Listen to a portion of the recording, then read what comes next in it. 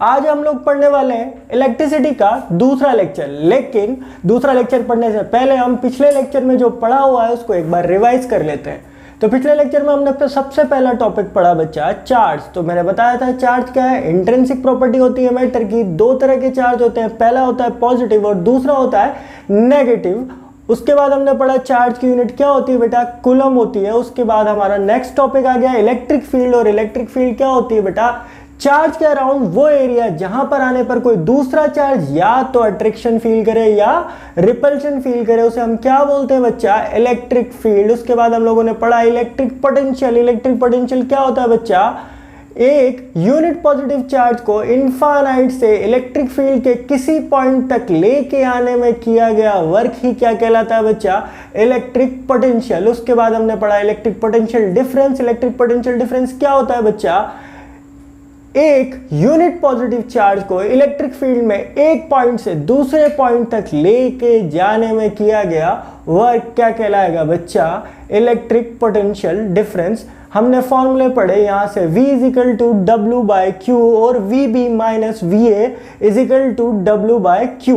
ये potential difference का formula था। और पहले जो बोला वो किसका फॉर्मूला था बेटा, इलेक्ट्रिक पोटेंशियल का, केवल पोटेंशियल का फॉर्मूला। उसके बाद हम लोगों ने पढ़ा करंट। करंट क्या होता है बेटा, rate of flow of charge.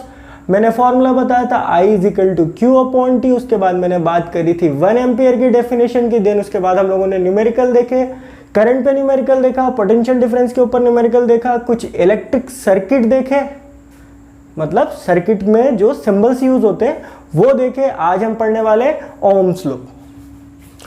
तो चलो चालू करते हैं राम कहानी। तो ओम्स लॉ, ओम भैया क्या कहते हैं, ओम भैया कहते हैं कि जो पोटेंशियल डिफरेंस होता है वो डायरेक्टली प्रोपोर्शनल टू क्या होता है बच्चा, करंट होता है। क्या होता है, करंट होता है। मैंने कहा ठीक है आगे प्रूफ करके बताएंगे, ऐसे ही कोई बेतुकी बात करके नहीं चला गया। चलो आओ। तो ओम्स भैया ने क्या कहा, अकॉर्डिंग टू ओम भैया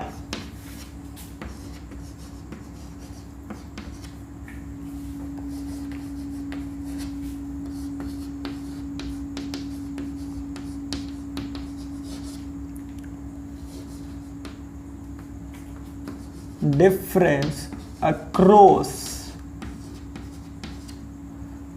two ends of the wire is directly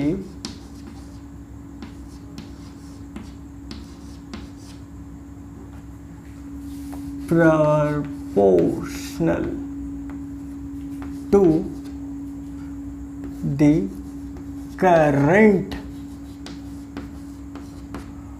flowing through it। कोई दिक्कत? मैंने क्या बोला, potential. Potential directly proportional to किसके होता है बेटा, करंट के। अब जब भी प्रोपोर्शनल का साइन हटता है हमारे पास क्या आता है, एक कांस्टेंट आता है। यहाँ पे भी एक कांस्टेंट आया जिसका नाम क्या था बेटा, R। जिसका नाम क्या था, R। R यहाँ पर क्या है बच्चा, V यहाँ पे पोटेंशियल डिफरेंस, I यहाँ पर हमारा करंट और R यहाँ पे हमारा रेजिस्टेंस।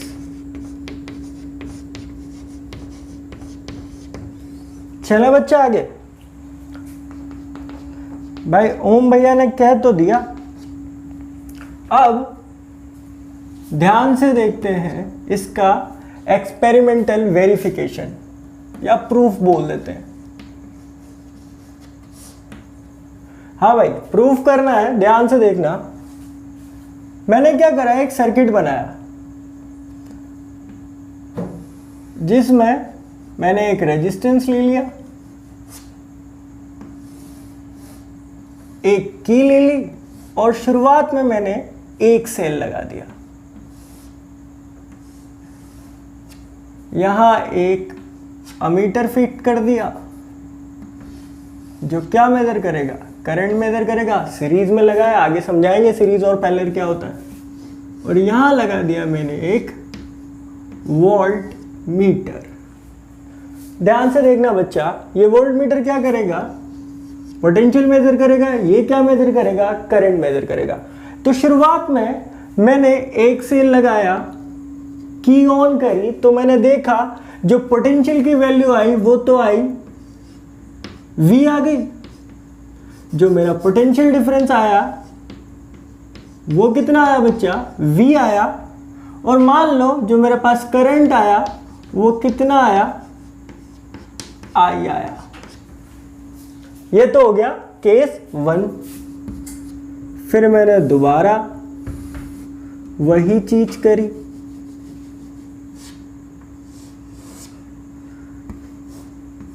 वही अमीटर लगा है, वही एक की लगी है। अब क्या करें बेटा, एक की जगह मैंने 2 सेल लगा दिया। अब क्या करा मैंने, एक की जगह 2 सेल लगा दिया। बोले सर फर्क क्या आएगा, भाई 2 सेल तो करंट भी डबल। तो मैं देखा कि करंट क्या हो गया, डबल हो गया। पहले आई था तो अब 2i हो गया। भाई ये तो हुआ करंट पे चेंज। जैसे ही मैंने पोटेंशियल मेजर करा, मैंने देखा जो पोटेंशियल था वो भी कितना हो गया बच्चा, 2v हो गया। तुमने कहा ठीक, कोई बड़ी बात नहीं।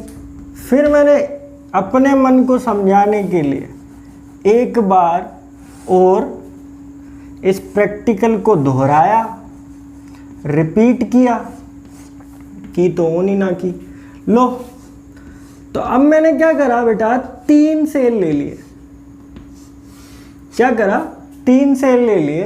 वही चीज यहां पे मैंने लगा दिया पोटेंशियल मेजर करने के लिए वोल्ट मीटर, यहां करंट मेजर करने के लिए लगा दिया अमीटर। यहां से मैंने देखा कि मेरा करंट, अब 3 सेल हैं तो करंट क्या हो गया बेटा, 3i। और जो मेरा पोटेंशियल मैंने देखा कि क्या हो गया बच्चा, 3 वोल्ट। मैंने ग्राफ बनाया, मैंने देखा जैसे जैसे मैं करंट बढ़ाता जा रहा हूं मेरा पोटेंशियल भी इंक्रीज होता जा रहा है। मतलब यहां से मेरे पास रिजल्ट निकला कि V directly proportional to I। मतलब जैसे जैसे V बढ़ाएंगे तो I बढ़ेगा, और जैसे जैसे I बढ़ाएंगे तो V बढ़ेगा। इसमें एक ग्राफ भी बनता है बेटा। तो ग्राफ में थोड़ा साइड में छोटा सा बना देता हूं। एक साइड V ले लो, एक साइड I ले लो। जैसे जैसे V बढ़ाते जाओगे वैसे वैसे I बढ़ता जाएगा, या जैसे जैसे I बढ़ाओगे वैसे वैसे V बढ़ता जाएगा। तो ये जो ग्राफ है वो V directly proportional to I का है। ये ओम्स लॉ हमारा प्रूफ हो गया। ले लो स्क्रीनशॉट।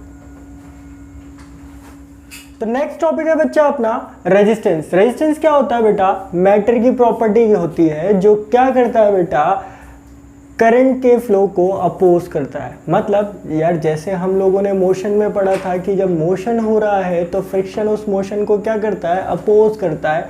ऐसे ही इलेक्ट्रॉन भी तो अंदर वायर के भाग ही रहे हैं, तो उनके मोशन को कौन अपोज कर रहा है बेटा, कौन अपोज कर रहा है, रेजिस्टेंस। कौन अपोज कर रहा है, रेजिस्टेंस। तो लिखते हैं डेफिनेशन की फॉर्म में।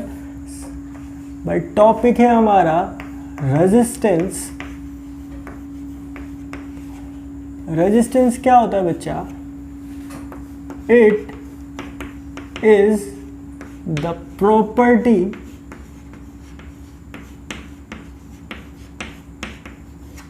Of matter which opposes the flow of current। ठीक, रेजिस्टेंस होता क्या है, हम लोगों ने पढ़ा है अभी थोड़ी देर पहले, V is equal to I R. तो यहाँ से R क्या हो गया बेटा, V अपॉन में I। ठीक बच्चा, यूनिट क्या हो जाएगी इसकी, पोटेंशियल की यूनिट वोल्ट, करंट की यूनिट एम्पियर, वोल्ट पर एम्पियर, और इसको हम क्या बोलते हैं, ओम।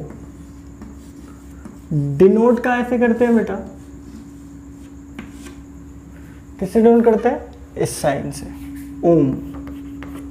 ठीक, कोई दिक्कत, परेशानी, समस्या, यूनिट होगी। अच्छा, और कोई यूनिट में डिनोट कर सकते हैं इसको, और देख लो भाई, पोटेंशियल की और कोई यूनिट होती है, याद करो।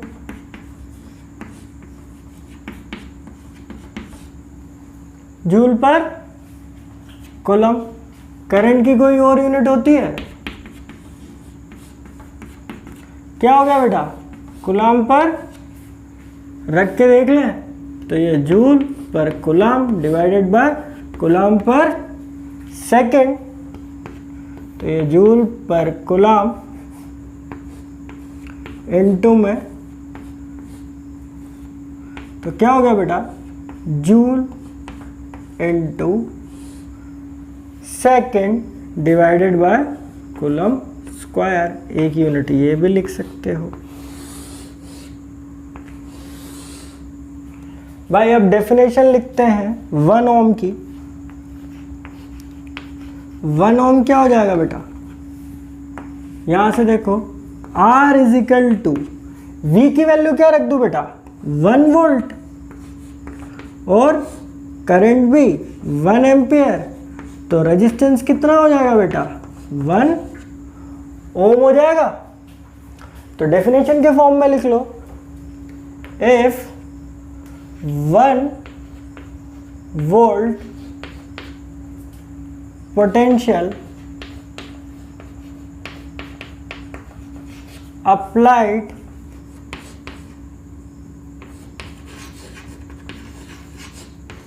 at the end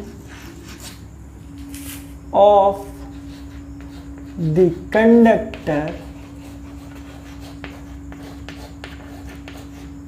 and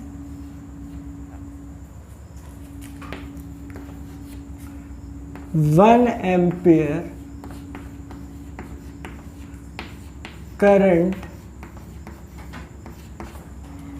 flowing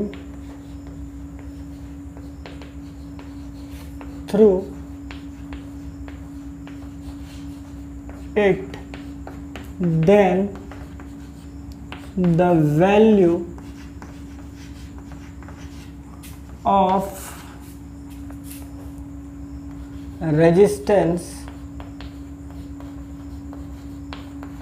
is 1 ओम। कोई दिक्कत, परेशानी, समस्या हो तो कमेंट बॉक्स में डालना, जरूर सुनवाई होगी आपकी। चले आगे बच्चा, इतने का स्क्रीनशॉट लो, फिर आगे चलते हैं बेटा। Factors affecting resistance.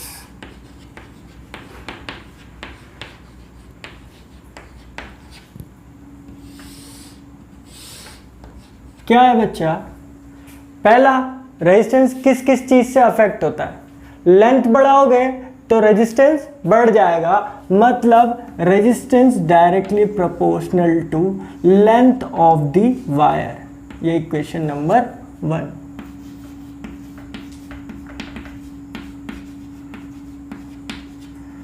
directly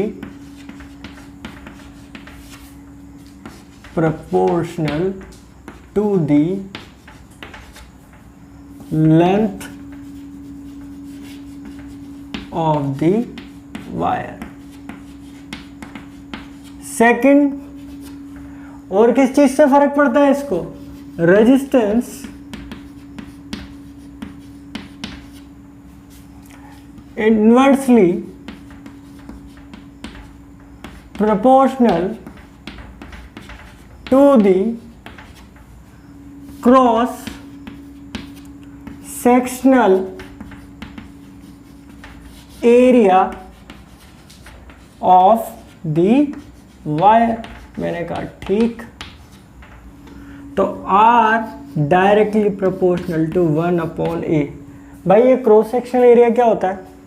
जैसे ये चौक है, इसको बीच में से काटूंगा, काटने के बाद तुम्हें इस डायरेक्शन में क्या दिखाई दे रहा होगा? क्या दिख रहा होगा बच्चा?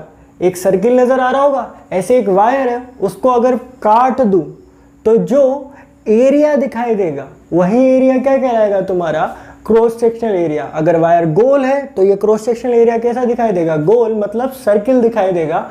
और अगर वो स्क्वायर है तो वो स्क्वायर दिखाई देगा। बात समझ में आई बच्चा? चलो आगे चलते हैं।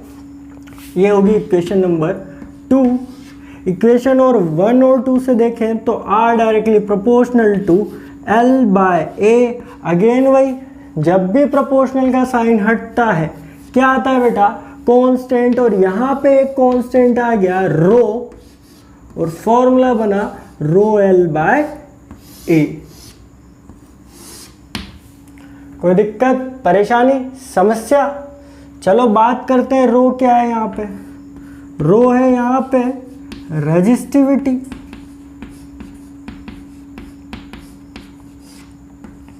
जिसके बारे में हम बात करेंगे, इसका स्क्रीनशॉट ले लो क्योंकि हम इसको मिटा देंगे, उसके बाद लिखेंगे पूरे को। रेजिस्टिविटी, रेजिस्टिविटी क्या होता है? अभी हम लोग फॉर्मूला देख क्या है, R = रो L/A। ठीक, इसको बोलते हैं रो, रोने वाला रो नहीं, RHO वाला रो। ठीक, ध्यान से देखना बच्चा, यहां से रो की वैल्यू क्या आ जाएगी? R × A = रो इंटू में L।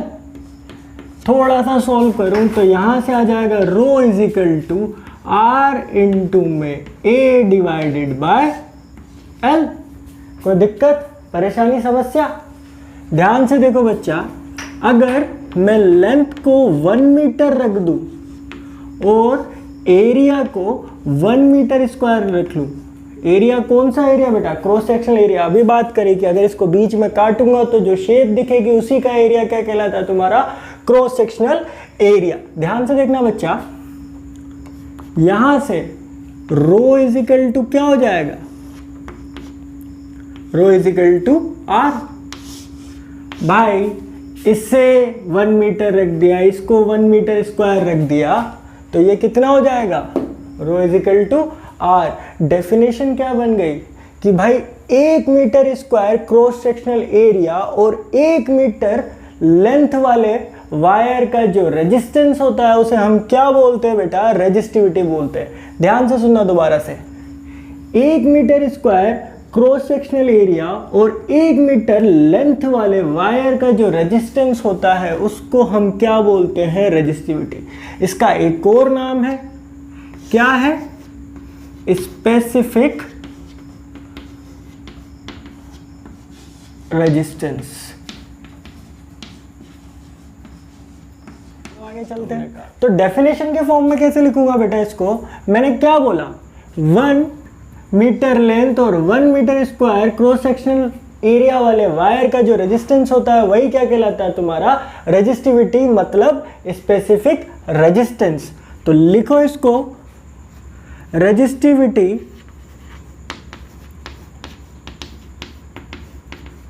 Is equal to the resistance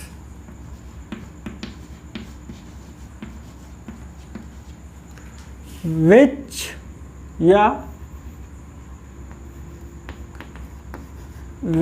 is 1 meter in length and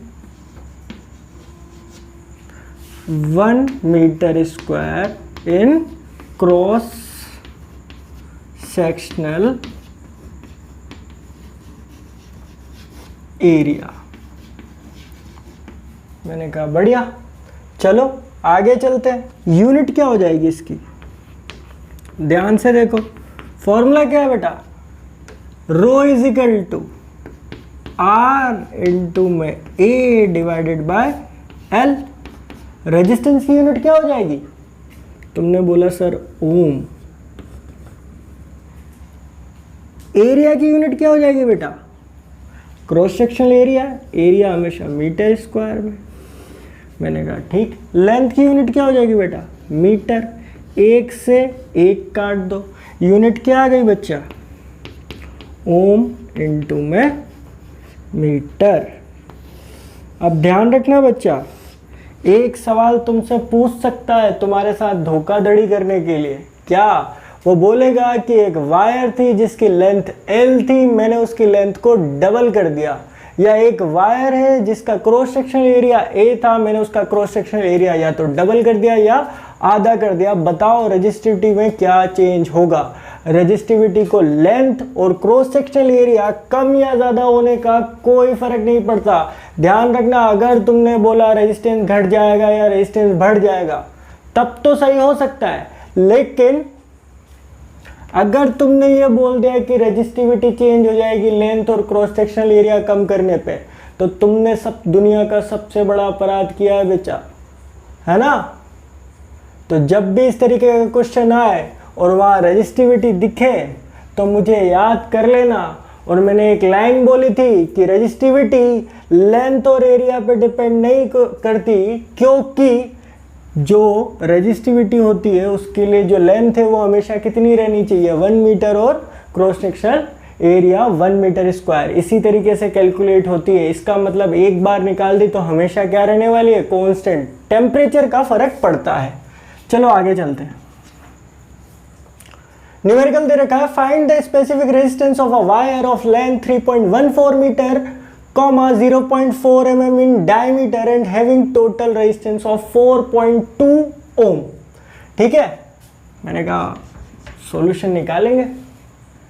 भाई साहब हमें क्या दे रखा है, लेंथ दे रखी है 3.14 मीटर। मैंने कहा ठीक। डायमीटर दे रखा है 0.4 mm। यहाँ से हाथों हाथ रेडियस निकाल लेता हूँ, कितनी होगी बेटा, 0.2 mm। चलो, उसके बाद बोल रहा है टोटल रेजिस्टेंस। रेजिस्टेंस दे रखा है मेरे को 4.2 ओम। तो यहाँ से R की वैल्यू आ गई मेरे पास में, रो L बाय A पूछ रहा है रो, तो रो हो गया मेरे पास R इंटू में A divided by L। R की वैल्यू क्या दे रखी है बच्चा, 4.2 ओम। मैंने कहा ठीक। एरिया, क्रॉस सेक्शनल एरिया क्या है यहाँ पे, वायर। वायर कैसा होगा, गोल होगा। मतलब यहाँ पे एरिया लिखना है तो किसका लिखेंगे बच्चा, सर्किल का एरिया, जो कि क्या होगा, पाई। पाई इंटू में R की वैल्यू 0.2, इसका स्क्वायर। और ध्यान से देखना बेटा, ये mm में दे रखा है तो इसको बदलना पड़ेगा। 1 मीटर में कितने mm होते हैं बेटा, 10⁻³ mm। इसका भी स्क्वायर कर दो, डिवाइडेड बाय लेंथ कितनी, 3.14 ओम। कैलकुलेट करना और आंसर कमेंट बॉक्स में डाल देना। यहाँ से ये कट गया, 0.2 का स्क्वायर कितना हो जाएगा बच्चा, कर लो यार, मैं ही कर देता हूँ। 4.0 इसको एक काम करो, 4 × 10⁻² लिख लो। ये हो गया 10⁻⁶। डिवाइडेड, कट गया तो काटा पिटा मचाया, आंसर आ जाएगा। इधर से भी पॉइंट हटा लो, इधर एक और इंटू कर लो, 10⁻⁻1। तो आंसर आ जाएगा यहाँ से 168 10⁻⁹ और यूनिट क्या है बेटा अपने पास, ओम इंटू मीटर। भाई मेरा आंसर सही है या गलत तुम खुद कैलकुलेट करके कमेंट बॉक्स में डाल देना कि सर सही है या गलत है। जल्दबाजी में कैलकुलेशन कर दी है, कोई दिक्कत नहीं है। चलो आगे चलते हैं। A wire of resistance 4 ohm is redrawn by pulling it double, what is the new resistance. मैंने कहा भाई साहब बिल्कुल सही। अब अच्छा यहाँ पे एक क्वेश्चन ध्यान से सुनना बच्चा, जब भी तुम्हें बोले वायर को पुल किया है या कंप्रेस्ड किया है ना, पुल किया है मतलब खींचा है, कंप्रेस किया है मतलब दबाया है, तो ध्यान देना बेटा अगर लेंथ डबल होगी तो क्रॉस सेक्शनल एरिया क्या होगा बेटा, आधा हो जाएगा। लेंथ आधी होगी तो क्रॉस सेक्शनल एरिया क्या हो जाएगा बेटा, डबल हो जाएगा। दोबारा सुनना, अगर लेंथ डबल हुई तो क्रॉस सेक्शनल एरिया आधा, और अगर क्रॉस सेक्शनल एरिया डबल हुआ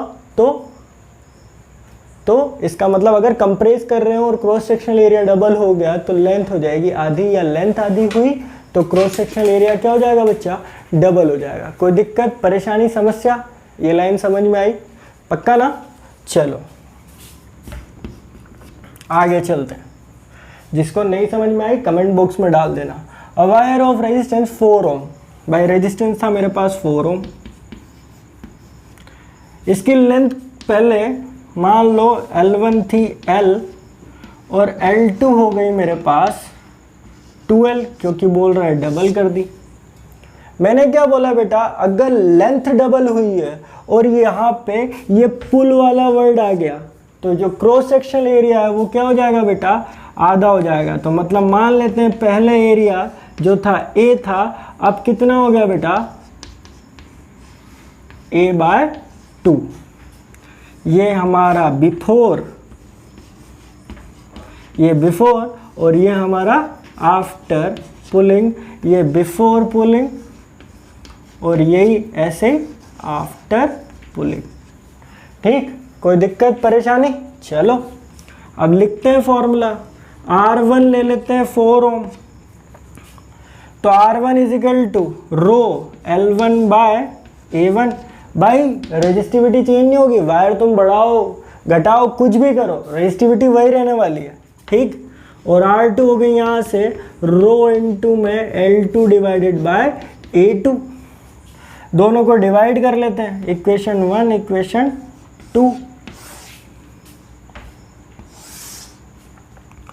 तो ये 1 डिवाइडेड बाय 2 करा, तो यहाँ से R1 डिवाइडेड बाय R2 करा, यहाँ से आ गया मेरे पास रो L1 अपॉन में A1 इंटू में A2 divided by rho into में L2। भाई पलट जाएगा, काटा पीटा मचा दे, तो रो से रो गया, यहाँ से आ गया मेरे पास L1 अपॉन L2 इंटू में A2 अपॉन में A1। कोई दिक्कत, वैल्यू रख दो भाई साहब। R1 की वैल्यू कितनी दे रखी है 4, R2 निकालना है। L1 कितना था बेटा L, L2 कितना है 2L, A1 कितना है बेटा A2 कितना A/2 और A1 A, काटा पीटा मचा दो। यहाँ से क्या आ जाएगा बेटा 4/R1 इज इक्वल टू 1/4। यहाँ से R1 की वैल्यू कितनी आ जाएगी बेटा 16 ओम। कोई दिक्कत, आज के लिए इतना ही बहुत है, बाकी अगले लेक्चर में देखते हैं। धन्यवाद।